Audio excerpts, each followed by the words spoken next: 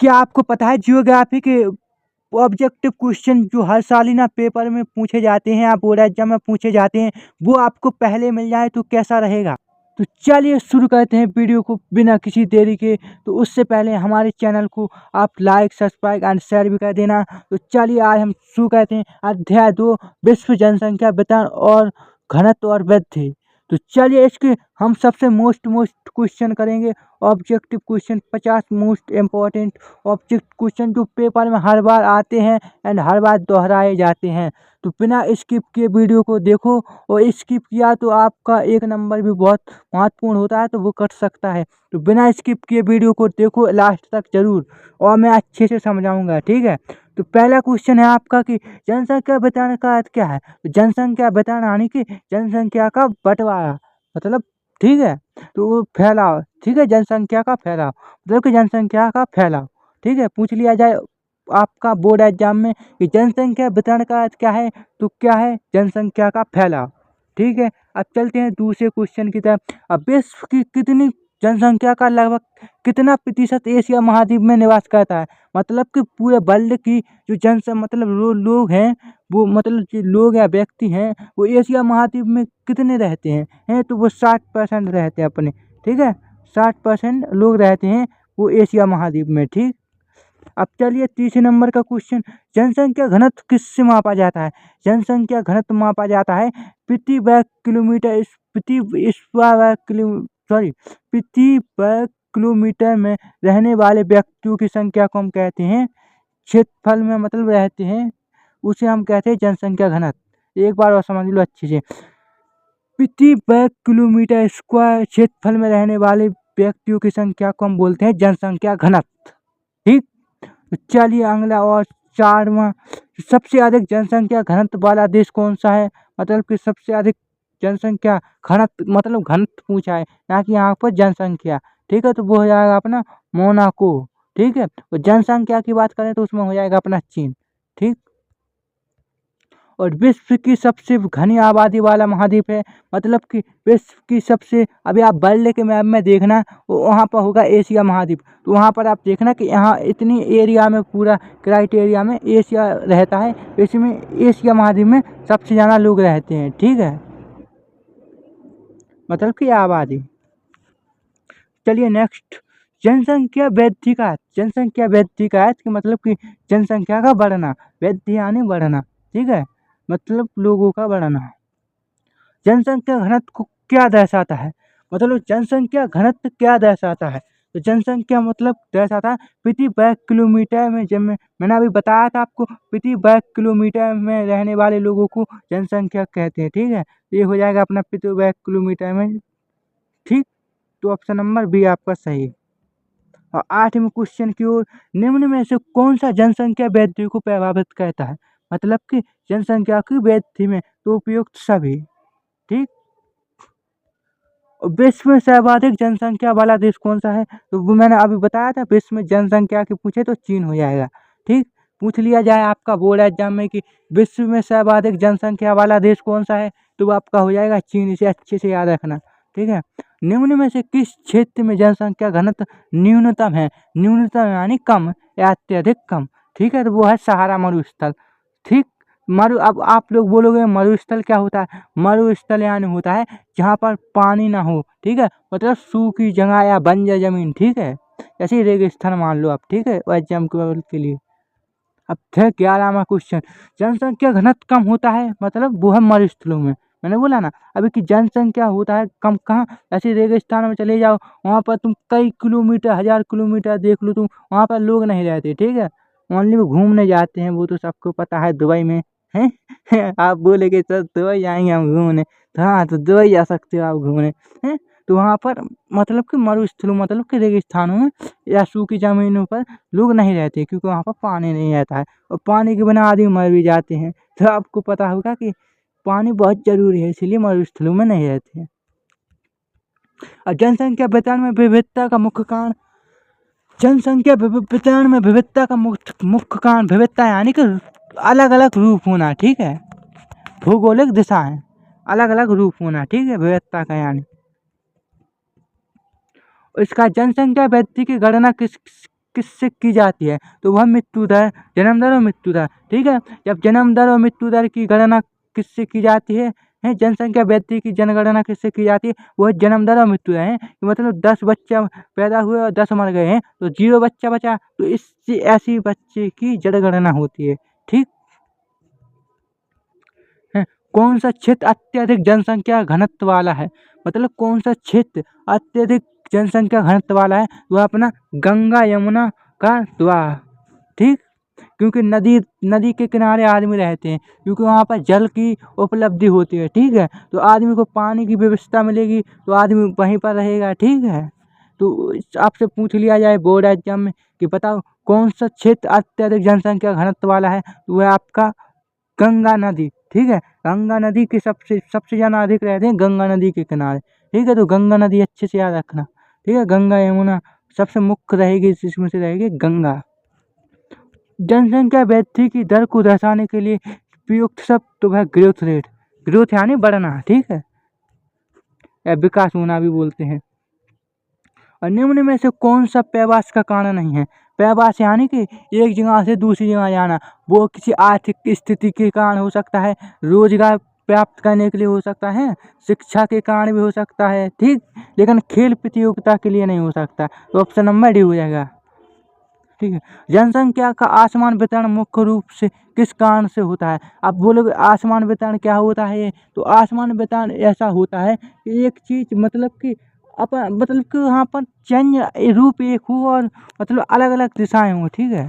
तो वहाँ पर हम जैसे प्राकृतिक कारण, ठीक है, कहीं पर कोई पहाड़ रहते हैं, कहीं पर तालाब रहते हैं, प्राकृतिक कारण, ठीक है। ये हो जाएगा आपका। अब जनसंख्या घनत्व अत्यधिक होता है, मतलब देखो मैंने अभी बताया था कि नदी घाटी है, मतलब कि नदियों के किनारे सबसे ज़्यादा जनसंख्या घनत्व होता है, ठीक।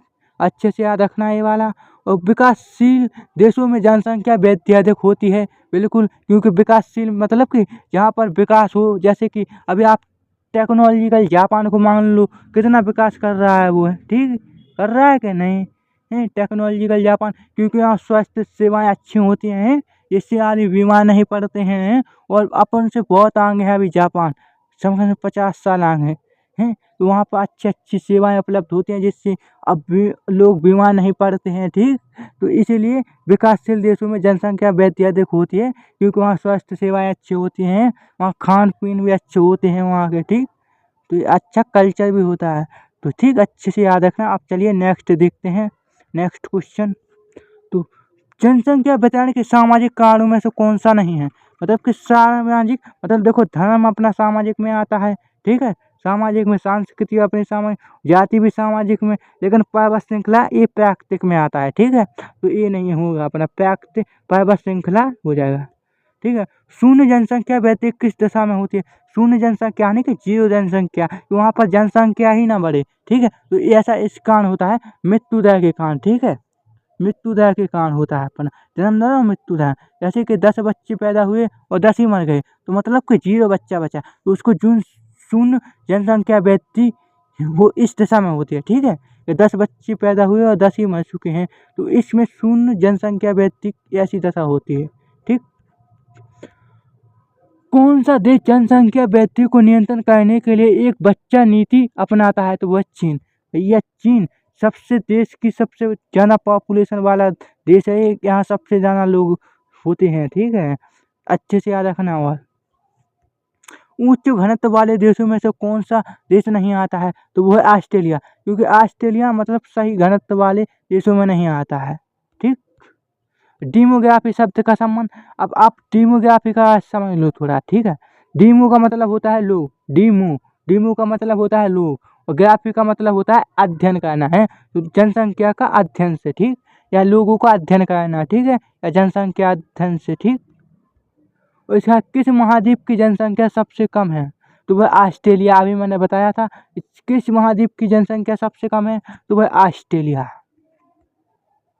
जनसंख्या वृद्धि का एक कारण है, तो वह मृत्यु दर में गिरावट, ठीक है। अब जनसंख्या का एक कारण है, वृद्धि का एक कारण है, ठीक है, तो वह मृत्यु दर में गिरावट, क्योंकि मृत्यु दर कम होगी, ठीक है। जैसे 10 बच्चा पैदा हुए और 10 बच्चों में से एक भी बच्चा नहीं मरा है, तो वहाँ पर वृद्धि होगी ना, बढ़ेंगे लोग हैं। फिर अब वहाँ पर 10 है, फिर 10 और पैदा हो गए और अभी एक भी बच्चा नहीं मरा तो वहाँ पर मतलब वृद्धि होगी ना, फिर 20 हो जाएंगे, तो इसी को हम कहते हैं जनसंख्या वृद्धि का कहाँ।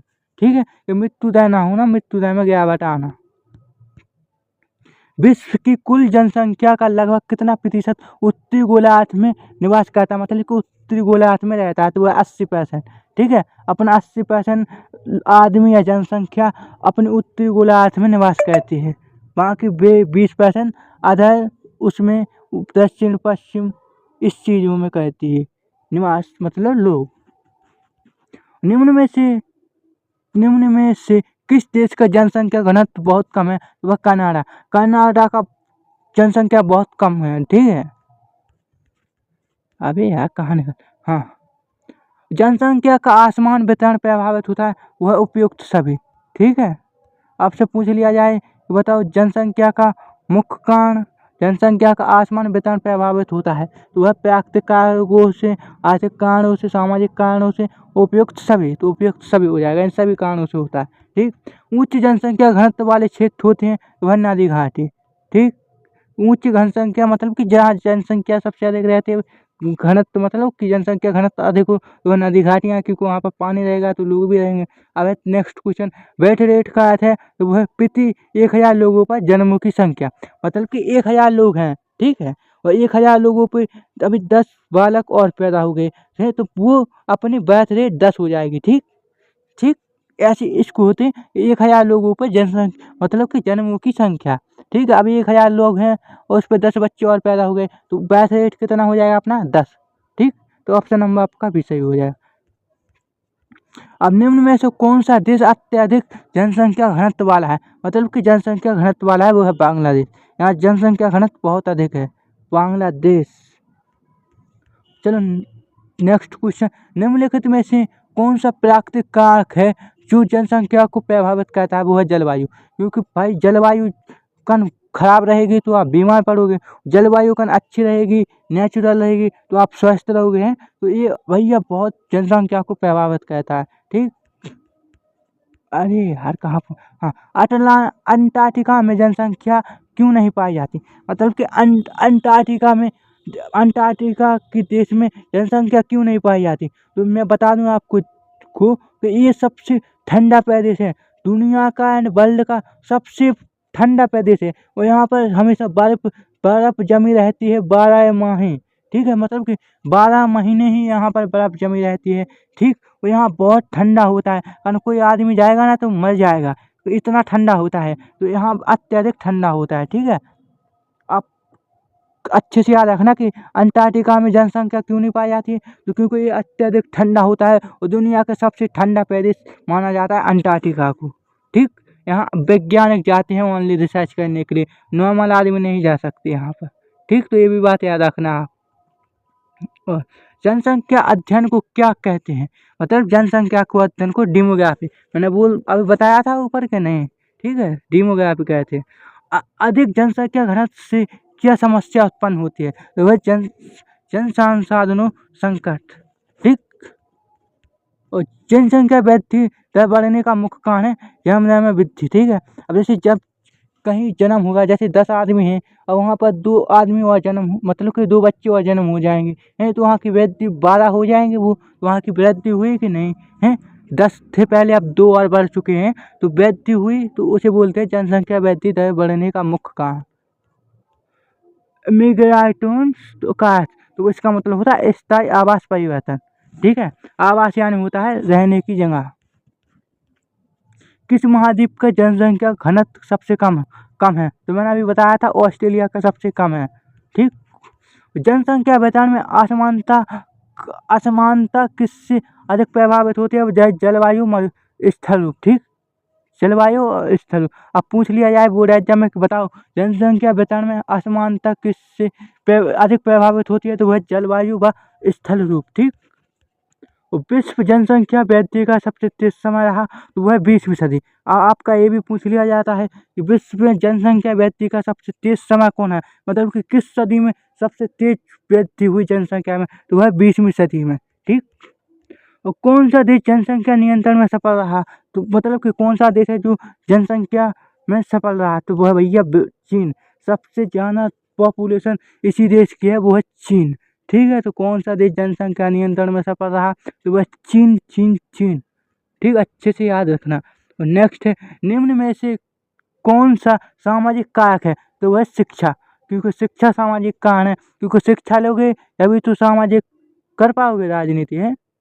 हाँ, तो चलिए, जीवन प्रत्याशा में वृद्धि होती है तो वह स्वास्थ्य सेवाएं अच्छी हों। ठीक है, मतलब जीवन में वृद्धि होती है जीवन में वृद्धि होती है जब मतलब कि वहाँ की स्वास्थ्य सेवाएं अच्छी हों। आपका स्वास्थ्य अच्छा रहेगा तो आगे बीमार कोई नहीं होगा, बीमार कोई नहीं होगा तो मरेगा भी कोई नहीं, तो उससे वृद्धि होगी। ठीक है, तो जीवन की वृद्धि होगी। नेगेटिव पॉपुलेशन ग्रोथ का अर्थ होता है जनसंख्या घटना। नेगेटिव नेगेटिव यानी बुरा, ठीक, पॉपुलेशन यानी आदमी, ग्रोथ यानी बढ़ना यानी वृद्धि। ठीक, तो जनसंख्या घटना। ठीक, नेगेटिव पॉपुलेशन का अर्थ होता है जनसंख्या घटना। अब किसी क्षेत्र की आबादी को दर्शाने का सबसे अच्छा तरीका है, तो मैंने बताया था अभी, जनसंख्या घनत्व, ये क्षेत्र को अच्छा दर्शाने का तरीका है। ठीक, और किस देश में जनसंख्या घनत्व बहुत अधिक है, मतलब कि किस देश में जनसंख्या बहुत अधिक है, वह है जापान। टेक्नोलॉजिकली जापान में बोलते हैं हम उसको। ठीक, निम्न में से कौन सी नदी घाटी अत्यधिक जनसंख्या वाली है, वो है गंगा घाटी। भारत में गंगा नदी के किनारे बहुत लोग रहते हैं यहाँ का। और सबसे निम्न, आप पूछ लिया जाए आपसे ऑब्जेक्टिव में, बताओ निम्न में से कौन सी नदी घाटी अत्यधिक जनसंख्या वाली है, तो आपकी हो जाएगी गंगा। ठीक, अब अपना क्वेश्चन, अगला क्वेश्चन है, जनसंख्या वितरण का प्रभाव पड़ता है, जनसंख्या का प्रभाव पड़ रहा है वो संसाधनों के दोहन पर। ठीक, और अगला क्वेश्चन, स्थायी आवास परिवर्तन को क्या कहते हैं। स्थायी आवास यानी रहने वाली जगह, जहाँ पर लोग या जीव जंतु रहते हैं उसको आवास बोलते हैं। और प्रवास यानी कि अपनी जरूरतों को पूरा करने के लिए अब किसी दूसरे स्थान पर जाना, जैसे शिक्षा, ठीक है, रोजगार प्राप्त करने के लिए हैं, और भी बहुत चीज़ें हो सकती हैं। ठीक है, तो आप लोग क्या, और इसी तरह, हाँ दोस्तों, हमारी ये 50 ऑब्जेक्टिव ख़त्म होते हैं। और एंड टाइम गोस्ट को अच्छे से यहाँ, क्योंकि यहाँ टॉपर्स के अच्छे ऑब्जेक्टिव क्वेश्चन मिलते हैं, तो आप लोग टाइम गोस्ट को सब्सक्राइब करें, लाइक करें एंड कमेंट, और कमेंट करें ना भूलें, क्योंकि कमेंट में आप अपनी राय बता सकते हो कि अगला वीडियो किस चीज़ पर चाहिए, तो मैं उस चीज़ पे वीडियो बनाऊंगा। आप लोग कमेंट करके बताना, और कमेंट करके बताना कि मैंने कहाँ गलती की है या मुझे क्या सुधारना चाहिए, तो मैं वो भी करूँगा। तो आप लोग अब अच्छी बताइए कि आपको वीडियो कैसा लगा। ठीक है, कमेंट करके। और इसी के साथ, अगर देखो, ये कुछ बोर्ड एग्जाम में 2025 और 26 में आना 100%, यानी 100% आना है ये 50 ऑब्जेक्टिव क्वेश्चन में से। ठीक है, और इसका PDF चाहिए आपको, तो ये नंबर दिख रहा है, इस पर आपको हाय सेंड करो या मुझसे बोलो कि भैया मेरे को PDF चाहिए, तो मैं आपको व्हाट्सएप पर PDF भेज दूंगा। इसी के लिए आप सभी का धन्यवाद वीडियो देखने के लिए। एंड जय हिंद, जय भारत।